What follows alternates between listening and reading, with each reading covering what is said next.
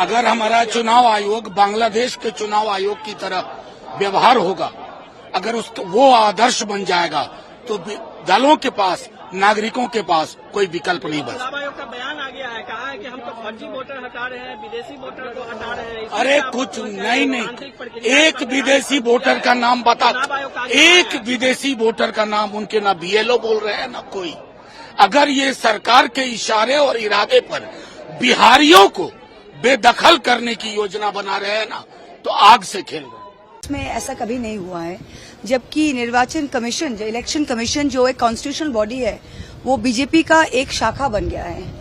और chief election commissioner जो बातें कर रहे हैं वो ऐसा लगता है कि बीजेपी के प्रचारक कोई बोल रहे हैं।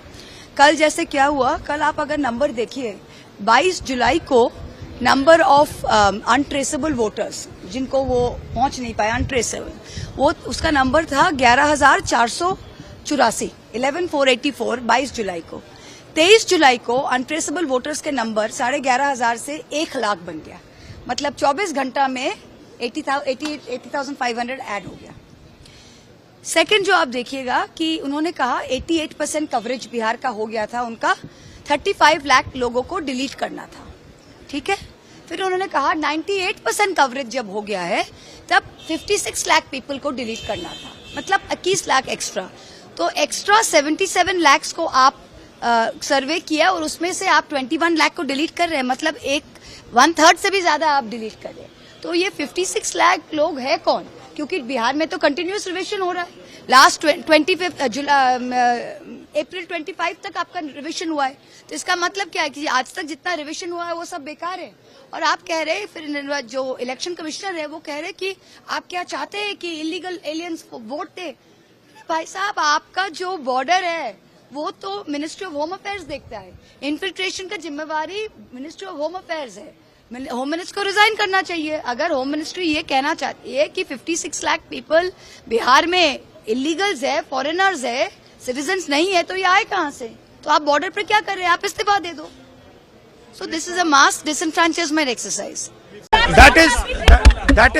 That is another issue which is as important.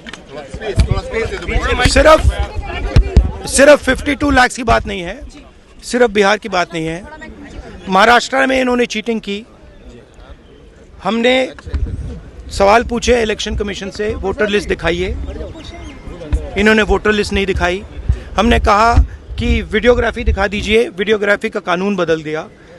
1 crore नए वोटर्स आए थे महाराष्ट्र में और इलेक्शन चोरी किया, ठीक है। कर्नाटक में हमने रिसर्च की है थोड़ी, कर्नाटक में हमने भयंकर चोरी पकड़ी है। मैं ब्लैक एंड व्हाइट में आपको दिखाऊंगा, इलेक्शन कमीशन को दिखाऊंगा, ठीक है, ब्लैक एंड व्हाइट में कि कैसे चोरी की जाती है, कहाँ की जाती है। कर्नाटक में ब्लैक एंड व्हाइट में है हमारे हाथ में, ठीक है, ब्लैक एंड व्हाइट, ठीक है। और यही काम इनको पता लग गया है कि इनका जो गेम है हम समझ गए हैं।